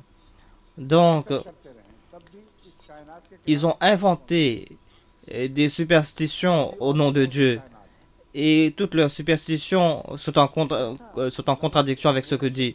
Ensuite, ils disent qu'il y avait un cheval avec des ailes.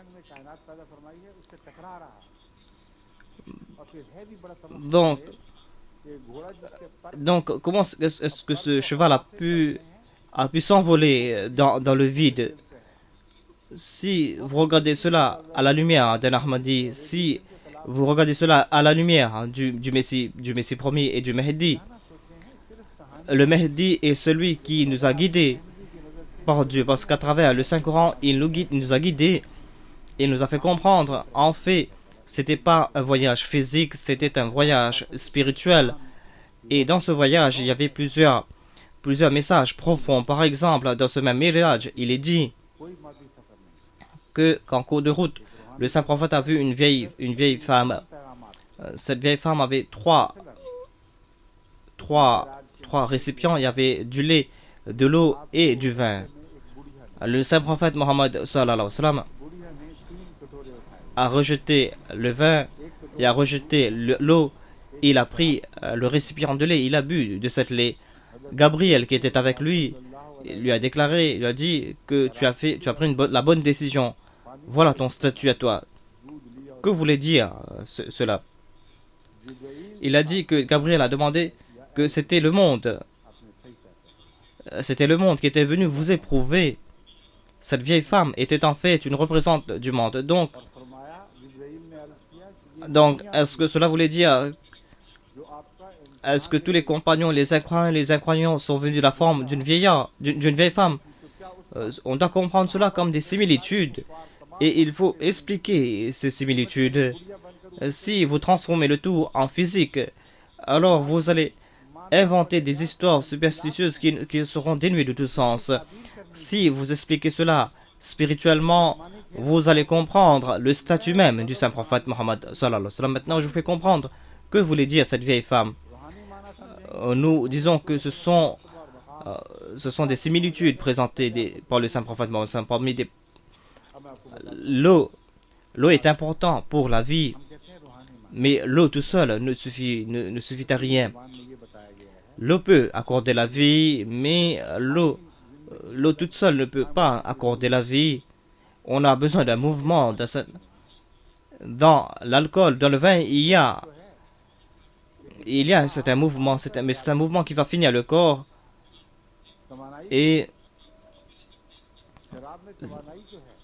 c'est le sang. On ne peut pas vivre seulement avec le vin. C'est pour cette raison que ceux qui consomment le vin doivent consommer de la chair. Il y a seulement le lait. C'est seulement le lait est qualifié d'aliment complet.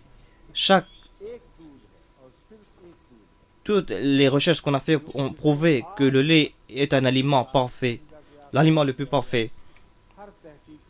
Une personne qui sort du ventre de sa mère pendant 2 ans ou 3 ans, qu'est-ce qu'il consomme?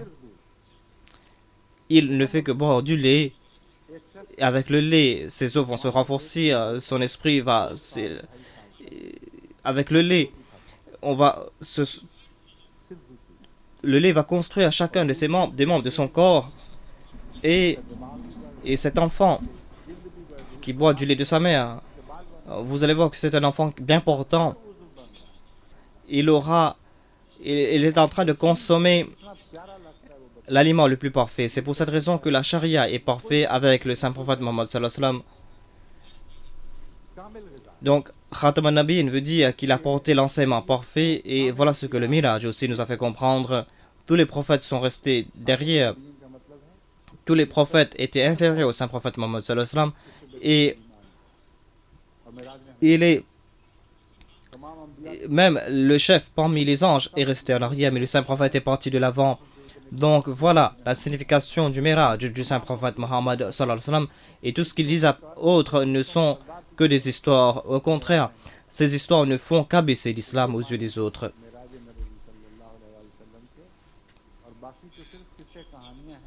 Maintenant,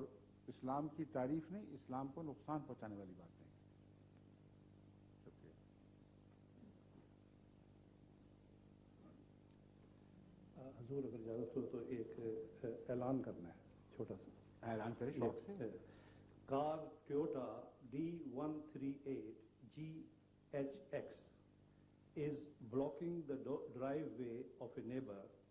The owner of it is requested please to remove it. Toyota D138 GHX. अब हजूर सवाल हो सकता है जो वर्कर बाहर खड़े हैं काम करने वाले उनकी कार ही रह गई हो। और अगर यहाँ किसी की थी तो बता दे कि हाँ पैगाम सुन लिया है। चले गए हैं वो? ठीक है हजूर। अब सवाल मुकर्रम जवेद रशीद साहब जो JR के नाम से टूटिंग में मशहूर और मारूफ हैं, उनसे दरख्वास्त है कि तशरीफ लाएं और अपना सवाल पेश करें। ठीक है।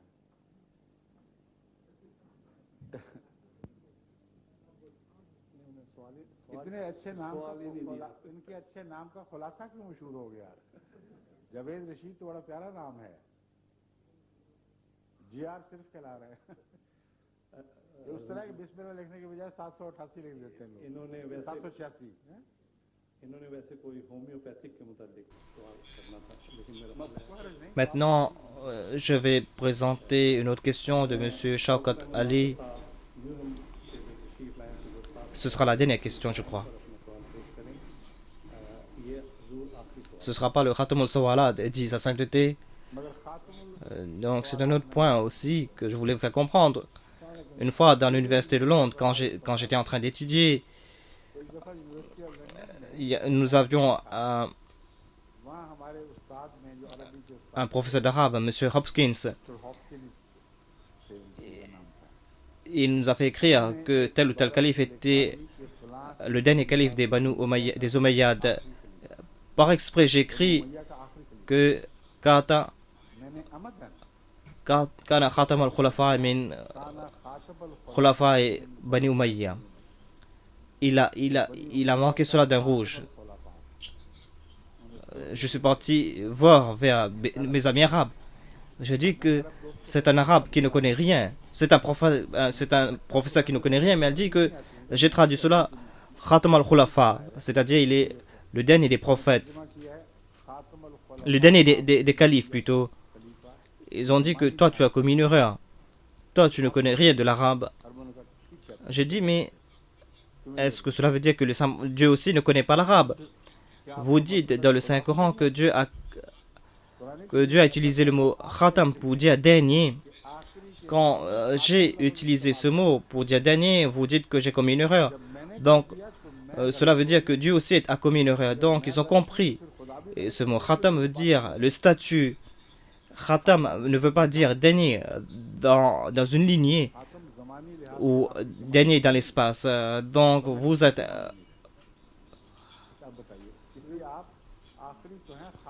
Donc, vous n'êtes pas le dernier. Vous êtes le dernier. Des personnes qui vont poser la question. Donc, si une personne est aimée par ses parents et qu'il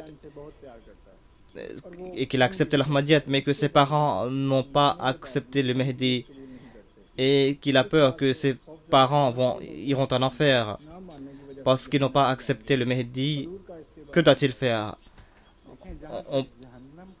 On peut dire que si on rejette le Messie premier de l'Islam, s'il rejette le Messie premier de l'Islam, alors il va encourir la colère divine. Mais on ne peut pas déclarer cela pour toute personne. Parce que le Saint-Coran a même déclaré que ceux qui croient dans le Saint-Prophète Mohammed, à part eux, parmi les Juifs, parmi les chrétiens et parmi ceux qui ont cru dans les autres livres, si ces personnes croient en Dieu et s'ils croient dans le dernier jour et s'ils accomplissent de bonnes œuvres, alors ils n'auront pas de crainte. Cela ne veut pas dire qu'ils ont rejeté le saint prophète Mohammed parce que s'ils ont vu le saint prophète, ils vont l'accepter s'ils accomplissent de bonnes œuvres. Ici, il y a des centaines, des milliers de personnes qui ne connaissent même pas l'existence du message du saint prophète Mohammed sallallahu. Mais si ils ont accepté un prophète qui est leur prophète, et que si ce sont des personnes, de bonnes personnes, des personnes qui croient dans le jour dernier, parce qu'il faut croire dans le jour dernier afin qu'ils puissent se réformer, de telles personnes, si de telles personnes restent à l'extérieur de la Ummah du Saint-Prophète sallallahu alayhi wa sallam, ils ont cette garantie qu'ils seront aimés par Dieu. Donc, on ne peut pas condamner toute personne qui ne croit pas dans le Messie premier l'Islam, qu'ils iront en enfer ou Jahannami. C'est Dieu qui va décider de cela. On n'a pas le droit non plus de dire qu'ils seront au paradis, parce que le Saint-Prophète Mohammed sallallahu alayhi wa sallam nous a décrit la situation des musulmans quand le Messie viendra. Il a dit qu'il va ressembler aux Juifs. Il a dit kulluhum finnar, tous ces sectes iront en enfer, toutes ces communautés iront en enfer. Si le titre de chaque communauté est Jahannami, c'est-à-dire qu'elle ira en enfer, mais cela ne veut pas dire que chaque membre de cette personne ira en enfer. Et kulluhum finnar a plusieurs significations. Cela veut dire qu'ils sont divisés, qu'ils sont anxieux et qu'ils n'ont pas de paix. Ensuite, ils ont de telles faux croyances qu'ils ne sont pas établis sur la vérité, Donc toutes ces choses sont incluses dans ce terme kulluhum finnar. Donc toutes leurs actions prouvent qu'ils sont en train de vivre ici sur cette terre dans un enfer. Mais on n'a pas le droit, nous, de condamner chaque non-Ahmadi d'habitant d'enfer ou de croire qu'il ira en enfer.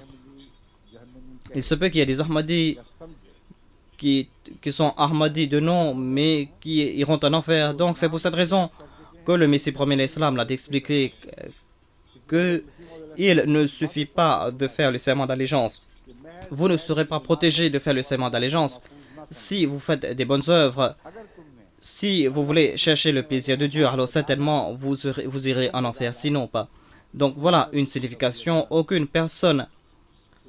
personne peut expliquer à ses parents, mais si ses parents n'acceptent pas, alors il n'a qu'à prier, c'est tout. Il doit demander à Dieu, c'est tout ce qu'il peut faire. Il ne peut pas les protéger par son amour, mais il n'a pas non plus le droit de les qualifier d'habitants d'enfer ou de Jahannami, parce que cette décision va se faire au jour de la résurrection. Toute personne croit qu'il est en train d'accomplir de bonnes œuvres. Donc, le Saint-Coran donne un grand enseignement, c'est-à-dire vous n'avez pas le droit de prendre une décision que Dieu va prendre au jour de la résurrection. Vous pouvez dire que tout ce que j'ai vu sur cette terre, moi je crois fermement de ce que je crois. Donc c'est pour cette raison que les prophètes ont continué à expliquer à leurs parents. Mais après leur décès, Dieu ne les a pas donné la permission de prier pour leurs parents. Donc voilà la seule décision qu'on peut prendre à propos de votre question, dit sa sainteté.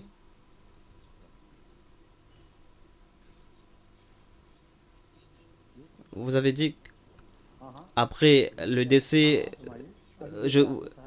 on n'a pas le droit de prier. Donc c'est seulement pour les polythéistes. Puisque j'avais en tête Abraham, c'est pour cette raison que je parlais. Généralement, on le sait que Dieu déclare que ceux qui meurent en état de polythéisme, vous n'avez pas le droit de prier pour eux. Vous avez le droit de prier pour les autres. Et cela vous fait comprendre aussi que vous ne pouvez pas qualifier ces personnes d'habitants de l'enfer.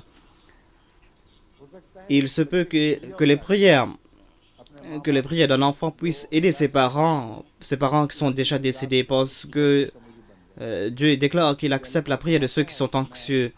Donc je ne peux pas dire que tous les chemins sont fermés. La porte du pardon est ouverte seulement pour les polythéistes. Si quelqu'un décède dans l'état de polythéisme, on ne peut pas prier pour lui. Le shirk veut dire que vous acceptez d'autres dieux à part Dieu.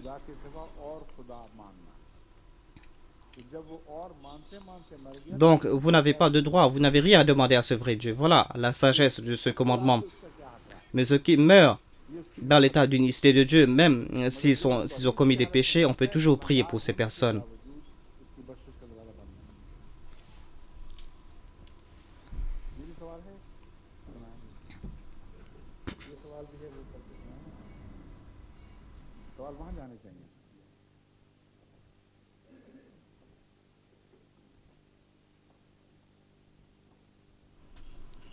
Madame Javed Rachid pose cette question. Elle dit: pourquoi est-ce qu'il est important de croire dans l'imam Mahdi? Est-ce qu'un musulman ne sera pas musulman s'il ne croit pas dans l'imam Mahdi?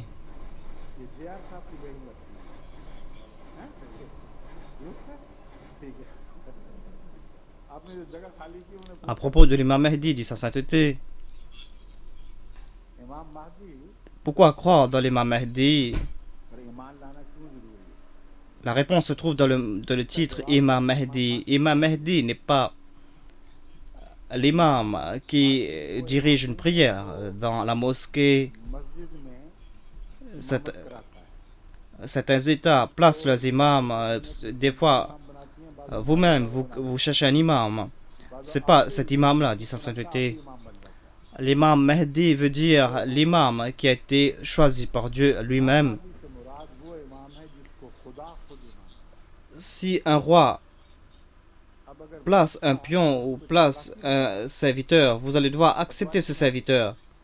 उसके दायरे में उस पर तो ईमान लाना जरूरी Donc, est-ce que cela veut dire qu'on n'a pas à croire dans l'imam Mahdi envoyé par Dieu? है कि उस पर ईमान लाना जरूरी ना हो। On lui a envoyé comme l'imam de cet umma. Que veut dire imam? इमाम बना Vous devez comprendre la signification de l'imam. Le saint prophète Mohammed sallallahu alayhi wa sallam déclare Al-imamu junnatu. सल्लल्लाहु अलैहि वसल्लम फरमाते हैं अल इमाम जुन L'imam est un bouclier. Vous allez devoir vous protéger derrière ce bouclier, pas devant ce bouclier. पीछे चलना पड़ेगा। Donc, उम्मत Mohammadia est-ce que vous allez laisser ce bouclier? Le saint prophète nous dit que vous serez tué si vous abandonnez ce bouclier. C'est pour cette raison मारे जाओगे अगर इमाम que vous devez croire en lui et vous devez l'obéir. Voilà tout ce qui... Ensuite, il est dit Al-Mahdi. लफ्ज़ इमाम के अंदर ये था Al-Mahdi veut dire celui qui a été guidé. Il n'a pas été guidé par les hommes, mais il a été guidé par Dieu. Le saint prophète Mohammed sallallahu alayhi wa sallam l'a guidé. On trouve ces deux significations dans ce titre d'Imam Mahdi. C'est parce que quand Dieu l'a choisi, Dieu va le guider de toute façon. Ensuite, il ne pourra pas changer la direction du saint prophète Mohammed sallallahu alayhi wa sallam. C'est pour cette raison qu'il n'a pas dit Hadi, mais on lui a dit Al-Imam al-Mahdi, l'imam qui a été guidé parce qu'il est le serviteur parfait du saint prophète Mohammed sallallahu alayhi wa sallam et il est l'esclave parfait de Dieu. Il a été guidé par Dieu et par le saint prophète. Si vous abandonnez, alors qu'est-ce que vous allez faire? उसको छोड़कर Quand Dieu lui a qualifié d'imam Mahdi, quand le saint prophète l'a dirigé, alors vous allez tomber dans l'obscurité. Ce n'est pas une question de croire ou de ne pas croire en lui. सवाल ही नहीं उठता कि क्यों उसको माने Le saint prophète a même déclaré que si je choisis un amir कि अगर मैं किसी et que si une personne désobéit à cet amir, à mon représentant, faqad asani, c'est-à-dire il m'a désobéi moi. तो फकद असानी Et souvenez-vous, waman asani faqad asalla, celui qui m'a désobéi moi, il a désobéi Dieu. असानी फकद असल Donc vous ne pourrez pas vous protéger des conséquences. Ici, le saint prophète est en train de parler des choses générales. L'imam Mahdi est supérieur à tout cela parce que le saint prophète a dit les Mahdi il y en a ayatain. Pour notre Mahdi, il y a deux signes. C'est-à-dire que le soleil et la lune vont s'éclipser. Donc c'est une question étrange. C'est une question qui a été posée par les mollahs et les musulmans aussi posent ces questions. Ils disent que nous les qualifions de non-musulmans parce que vous avez rejeté l'imam Mahdi. इसलिए कि इमाम महदी का Nous disons, nous, que rejeter le Messie promis. हम कहते हैं कि Donc, tout d'abord, c'est faux. Nous ne vous qualifions pas de non-musulmans. Nous disons que rejeter cet imam veut dire la destruction. Mais vous êtes des musulmans et vous êtes liés avec le saint prophète. Nous n'avons pas le droit de vous qualifier de non-musulmans. Si vous lisez la kalima, on n'a pas le droit de vous qualifier de non-musulmans. Donc, कहने का कोई अर्थ नहीं। nous vous qualifions de musulmans non-ahmadis. हमारा मुहावरा है गैर अहमदी मुसलमान Jamais nous n'allons vous qualifier de non-musulmans. Quand nous disons non-musulmans, cela veut dire ceux qui n'acceptent pas le saint prophète Mohammed sallallahu alayhi wa sallam. Si vous avez accepté le saint prophète, comment peut-on vous qualifier de non-musulmans? Il y a un autre mot que je dois dire en passant, c'est que ne pas accepter l'imam Mahdi sera une personne égarée parce qu'il a rejeté l'imam choisi par Dieu. Mais on ne peut pas le qualifier de non-musulman. Le saint prophète Mohammed sallallahu alayhi wa sallam a été adressé par le Saint-Coran parce qu'il a dit que les munafiques sont des personnes qui disent, ils jurent par Dieu que tu es le prophète de Dieu. Nous savons, Dieu est en train de dire que nous savons très bien que tu es notre prophète. Mais Dieu témoigne que ces personnes sont des menteurs. और अल्लाह गवाही देता है कि ये झूठे हैं। इससे ज्यादा भी Imaginez un peu ce que Dieu a dit. Islam Faasil Les Maulvis disent que nous sommes des non-musulmans. Ils nous disent, ils présentent cette preuve हमें गैर मुस्लिम que ce que vous êtes en train de lire, La ilaha illallah Muhammad Rasulullah, en fait, vous dites Muhammad Rasulullah, mais en fait, dans votre cœur, vous dites Mizarullah Muhammad est le prophète. अंदर से भी Donc pourquoi est-ce que vous ne dites pas que vous êtes des dieux? इन्ना लिल्लाह, तुम फिर खुदाई का दावा Vous êtes transformés en Dieu parce que vous savez ce qu'il y a à l'intérieur de nos cœurs. Nous jurons que nous disons La ilaha illallah Muhammad Rasulullah et nous acceptons le saint prophète comme le saint prophète et nous envoyons les daroud sur lui-même, lui seul. Donc ils n'ont pas le droit, ils n'ont pas de droit, c'est seul. Dieu seul a le droit de dire cela. खुदा इस हक को इस्तेमाल Malgré tout ce que Dieu a dit, le Saint-Coran n'a pas donné la permission au saint prophète de déclarer ces personnes de non-musulmans. ये इस्लाम Il a dit que, dites-leur que vous n'avez pas de foi. Wala ma yadkhulul iman fi qulubikum. वल्लम्मा यद La foi n'est pas entrée dans votre cœur. ईमान तो आए Mais dites-leur, Qulu aslamna. Dites, nous sommes soumis, Kullu Aslam nous sommes des musulmans. मुसलमानी का दावा Parce que si quelqu'un déclare de sa bouche qu'il est un musulman, on n'a pas le droit de qualifier de non-musulman. Donc réfléchissez un peu, demandez à ces Maulvis, कभी खुदा के लिए est-ce que Ahmadi मौलवियों से पूछ के तो देखते est-ce qu'il y avait d'autres personnes qui connaissaient la situation des hypocrites à part le saint prophète Mohammed sallallahu alayhi wa sallam? Dieu lui a informé lui-même. Donnez-moi un seul exemple. Montrez-moi un seul exemple qu'une personne a dit qu'il est un musulman et que le saint prophète l'a rejeté en tant que non-musulman. Le saint prophète n'a qualifié personne de non-musulman. Même dans des situations où il avait des doutes et on avait plusieurs preuves, mais le saint prophète Mohammed sallallahu alayhi wa sallam n'a pas qualifié ces personnes de preuves. Il s'est arrêté là où Dieu l'a arrêté, lui. Il n'a pas fait un seul pas de l'avant. Dieu lui a dit ils ont le droit de se qualifier de musulmans et personne n'a le droit de qualifier un musulman de non-musulman. Il n'y a pas un seul hadith qui peut démontrer de tels événements. Mais il y a un autre prochain pas. Personne d'autre n'a le droit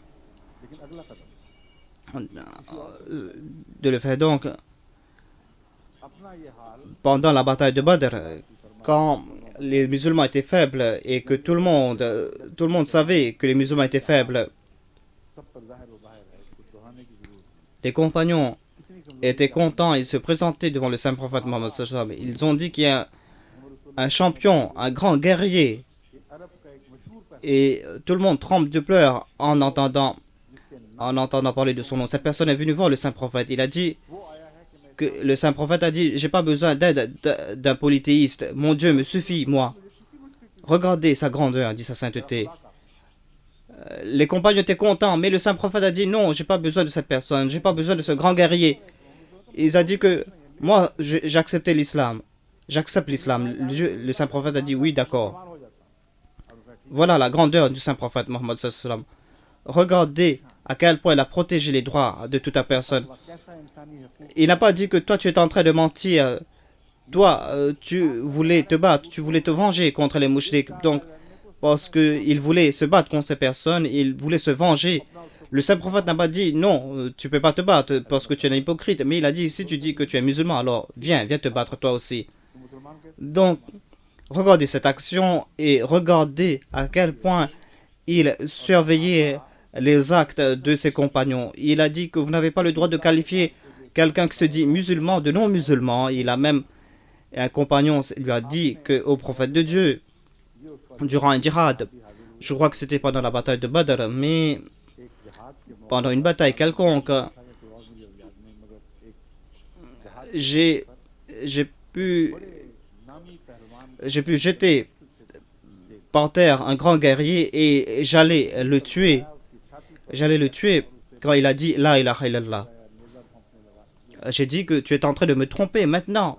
Au moment de ta mort, tu vois la mort de tes yeux. C'est pour cette raison que tu dis La ilaha illallah. C'est là que je l'ai tué. J'ai tué ce guerrier. le saint prophète Mohammed sallallahu alayhi wa sallam était tellement furieux. Il était tellement furieux que j'ai pensé, ah, si seulement j'étais pas né à part après cet incident. Donc, il a répété cela à plusieurs reprises. Il a dit, Allah, shakrakta qalbi, est-ce que tu as ouvert son cœur? Est-ce que tu as ouvert son cœur pour voir s'il disait la vérité ou s'il était en train de mentir?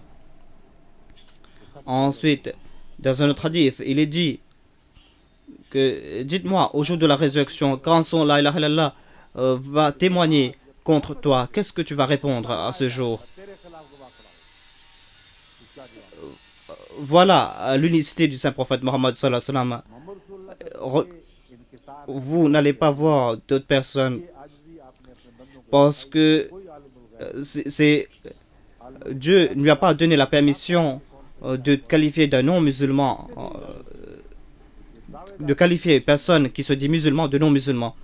Aujourd'hui, les Maulvis d'aujourd'hui se qualifient de Dieu parce qu'ils connaissent ce qu'il y a dans nos cœurs, alors que les musulmans ne comprennent pas ces choses. Ils vous disent que les Ahmadis sont en train de tromper les musulmans simples d'esprit afin de les transformer en Ahmadis. Mais ce sont vous, les gens simples d'esprit, qui écoutent, qui acceptent ce qu'ils disent. Nous vous appelons vers des difficultés.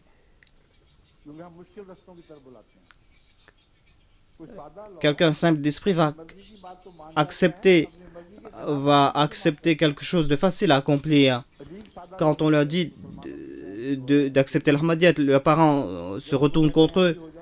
Aucune personne ne veut les regarder. On les prive de leur bien. On intente des procès contre de telles personnes. Mais ils disent que ce sont des gens d'esprit. En fait, ce sont vous, les sots. Est-ce qu'une personne simple d'esprit va accepter ces difficultés s'il n'a pas vu la vérité? Tant qu'on ne vous voyez pas la vérité, personne ne va faire des sacrifices. C'est pour cette raison que les prophètes et leurs suivants sont passés par des difficultés.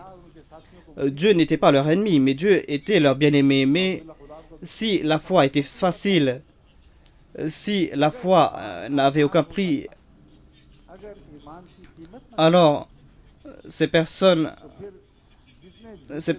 hypocrites allaient accepter l'islam en premier, accepter la foi en premier. Mais la foi, pour accepter la foi, il faut sacrifier tout. Il faut sacrifier ses biens, il faut sacrifier ses relations, il faut sacrifier son honneur. Donc, ils ont vu quelque chose. C'est pour cette raison qu'ils ont accepté l'Ahmadiyyat. Donc,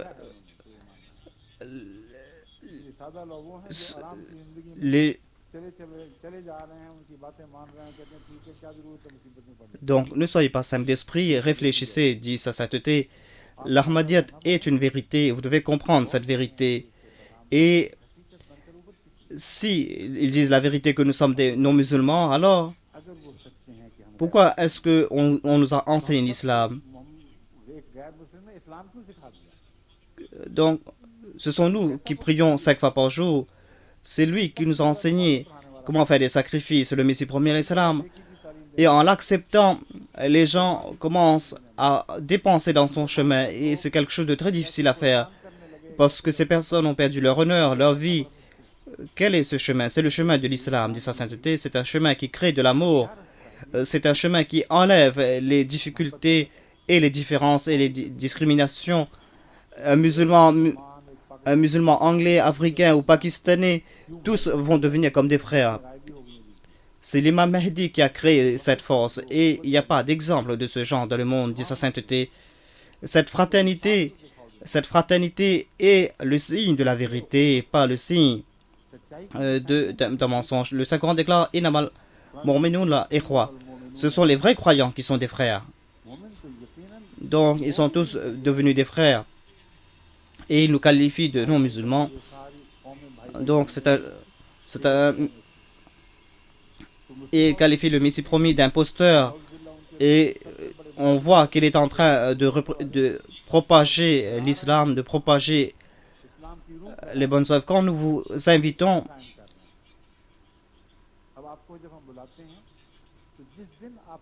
Si vous voyez qu'on va dire quelque chose contre l'islam, vous pouvez retourner chez vous. Mais les gens viennent et écoutent. Les gens viennent ici et font des sacrifices. Et ce plaisir qu'ils ont à faire des sacrifices, les autres personnes ne peuvent même pas imaginer ce plaisir, dit sa sainteté. Moi, j'ai vu quand je suis... Tout d'abord, je dois dire que dans le monde entier, si vous voulez regarder les excellences morales, regardez la qualité, les Ahmadis. Aucun Ahmadi va venir, aucun Maulvi va venir frapper votre porte pour venir vous punir.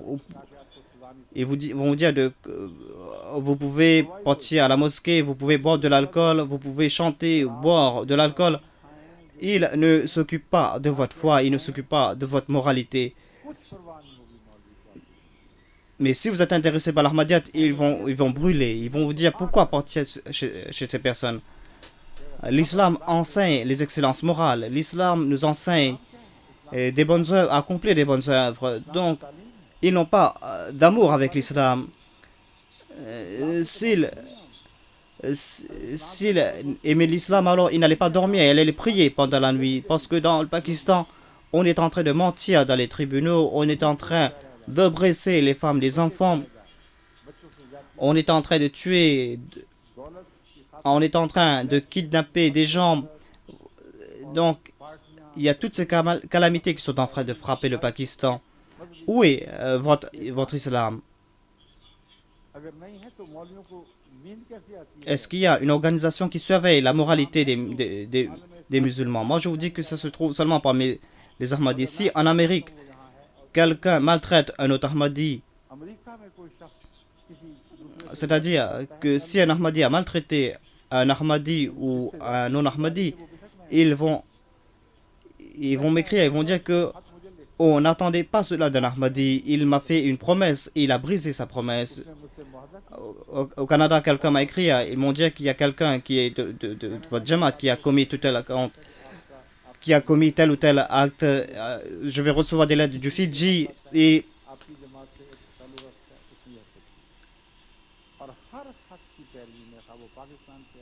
je commence une enquête tout de suite.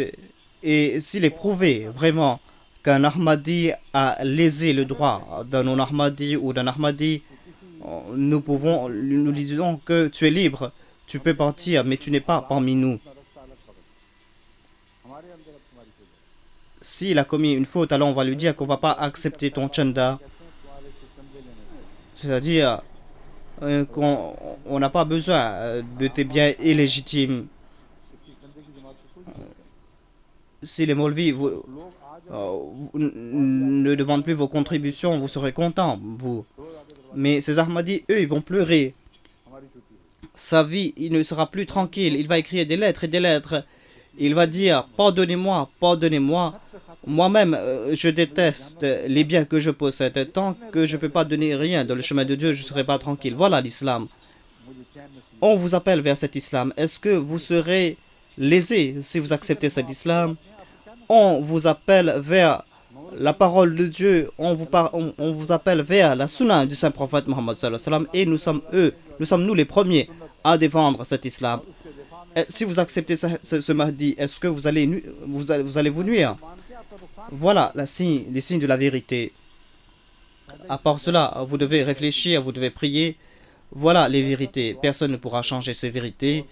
Les Maulvis peuvent dire ce qu'ils veulent, ils n'ont qu'à injurer le Messie premier alayhi salam. Si vous êtes influencé par ces injures, alors le saint prophète a reçu beaucoup plus d'injures. Parmi ces 1400 ans, le monde entier a honni ce prophète. Même en Europe, on a écrit des milliers et des milliers et des milliers et des milliers de pages contre le saint prophète Mohammed. Aujourd'hui aussi, on trouve des Salman Rushdie. Donc, c'est à cause de ces insultes qu'on va se détourner de la vérité. Il faut demander des preuves, c'est ça. Des preuves basées sur le livre, des preuves basées sur le Saint-Coran. Demandez des preuves concernant le Khatam al-Nabiyyin. Réfléchissez sur les enseignements, réfléchissez Quels sont les enseignements que nous pratiquons? Est-ce que nous pratiquons quelque chose qui est anti-islamique? Ils ne vont pas vous dire tout cela. Là-bas, ils vont rester silencieux. Donc, ils disent,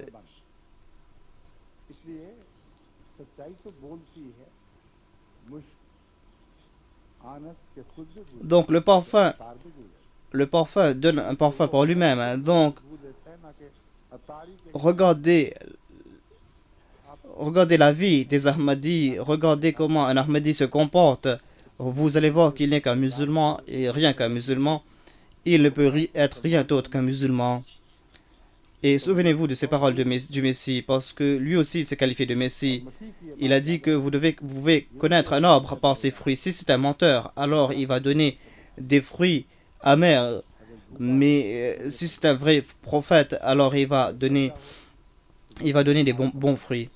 Qu'Allah fasse qu'il en soit ainsi, qu'Allah vous accorde l'opportunité. Donc vous devez prier avant de prendre une décision. Demandez l'aide de Dieu, demandez à Dieu de vous guider.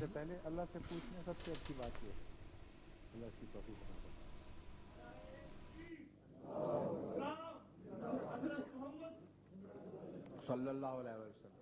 अच्छा बस अब नारों का वक्त नहीं है, अब दुआ है, बैत है, तो ऐलान करें फिर।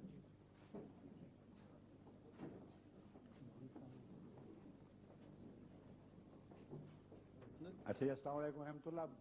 वो लोग जिन्होंने बैत की ख्वाहिश का इज़हार किया है, अभी उनकी बैत हो जाएगी। यहाँ खदीजा आई हुई हैं, वो कहाँ बैठी हुई हैं?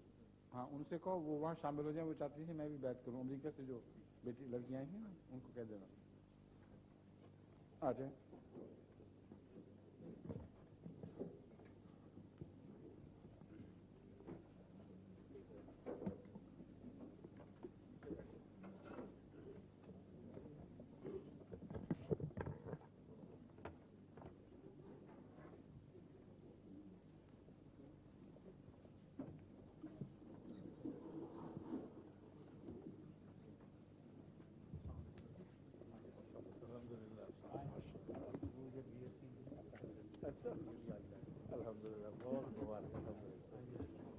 सवाल की तरफ से बड़ी सादत दिखाई। अस्सलाम वालेकुम।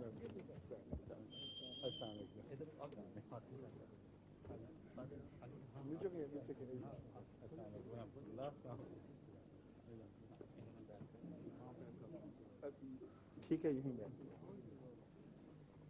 कुछ ख्वातीन की तरफ भी हैं, इसमें 14 हैं जिन्होंने इसका इज़हार किया था। आपने भी आ जाए फिर आगे। मेरे हाथ में आपके हाथ के ऊपर रखूंगा, जो अपनी हथेलियाँ रखते हैं ना, ये तो आ जाए आप। हाँ तशरीफ लाइए, आ जाए आप। इनको आने दो, तशरीफ लाइए। अच्छा जी, अब मैं जो अल्फाज कहूँगा मेरे पीछे दोहराएं। अशहदु अल्लाह इलाहा इल्लल्लाहु वहदहु ला शरीका लहु व अशहदु अन्ना मुहम्मदन अब्दुहु व रसूलुहु। अशहदु अल्लाह इलाहा इल्लल्लाहु वहदहु ला शरीका लहु व अशहदु अन्ना मुहम्मदन अब्दुहु व रसूलुहु।